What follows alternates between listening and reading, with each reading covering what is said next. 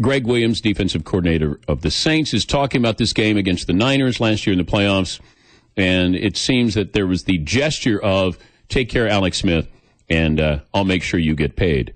Duke Napon, CEO of Sleep Point, he was doing a project for the Saints. He was in the locker room, and he was there for that speech with Greg Williams that day. Duke contacted us. Paulie got back in touch with him just to make sure that this was legit, and Duke joins us now. What did you take away from that pregame speech from Greg Williams, Duke?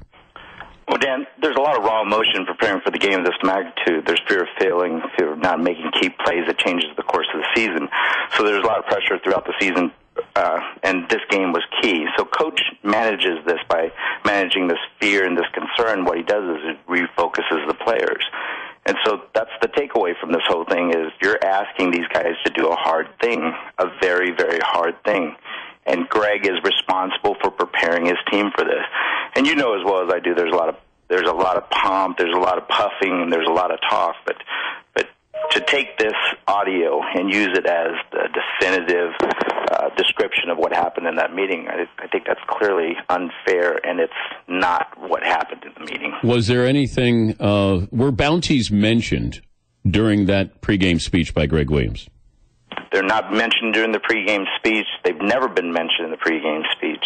We don't, when we're in there, it's not about bounties. I don't know if you know this, but they keep statistics and they display it during the pregame. This is your performance. This is what you've done up to this point in the season. They do this every game. It's routine. Every meeting is essentially the same. They just build it off the last game, the prior game, and so on and so forth. So there's no discussion of bounties. There's no, throwing down money. And what about the players? Did the players discuss bounties? No. And I have to tell you, I know the players. I was with them the whole season.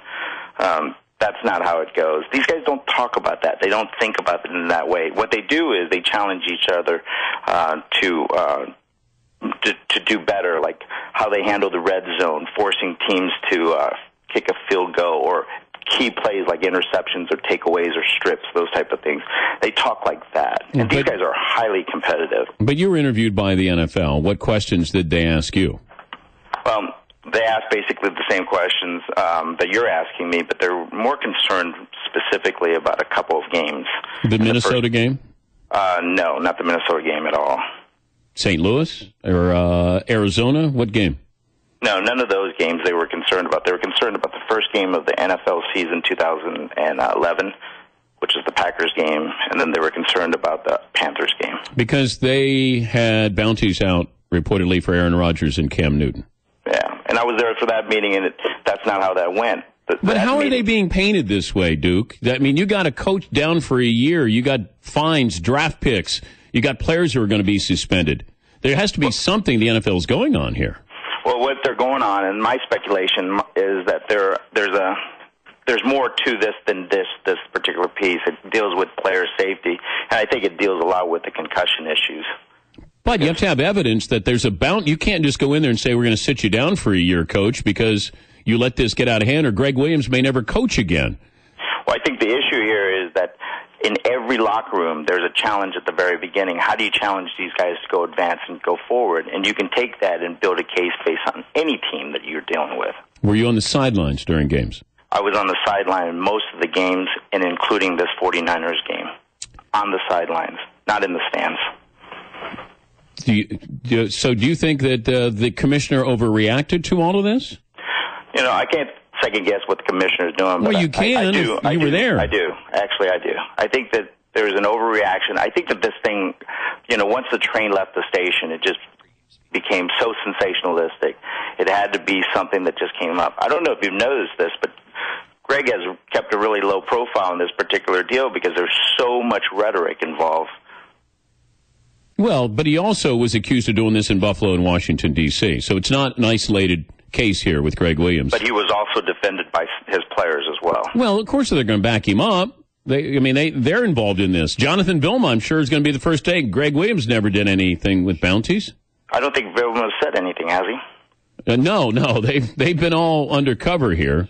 But are we shocked at all by the audio in this documentary? Should we be? Well, the audio is taken out of context. with all due respect to Sean Pamphilon, he's missing part of the audio. The meeting was about 15 to 20 minutes long, and this audio, as I looked at it, it's like 3 minutes 30 some odd seconds. So there's a lot of cutting and editing, and what happened is you compress a 15-minute conversation into 3.5 minutes of intensity there. And Greg Williams did not make a money gesture as if rubbing his fingers together if you take out Alex Smith. And I don't know if you've been around Greg. I'm assuming that you have, but he's one of those coaches that when he talks, he's demonstrative. Flails. Yeah. Yeah, he flails. I mean, he takes his fingers together. Exactly. That's the deal. Any chance you're too close to this situation being employed by the Saints? Well, let's correct that. I'm not employed by the Saints. I was never employed by the Saints. There had been no contract. So there was a project. You were doing a project for them, but you were not paid. That's correct. Okay. It's a research project because we're trying to look at how sleep and fatigue affects players.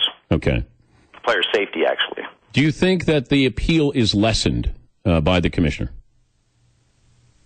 I don't have any way to judge that. Well, given everything you've said to me, how could I possibly charge Sean Payton and Greg Williams, given what you've told me? I personally don't think it had merit to begin with. You know, Dan, I was in every one of those meetings except for two. Every one of them from start to finish. That's not how it went. It's not how it went along. And the reason I stepped up was because these guys were taking shots and nobody was going up there and explaining what happened. I'm the only non-paid, non-NFL, non-Saints employee to be in the room that could do this. I have 28,000 photos and videos from these events.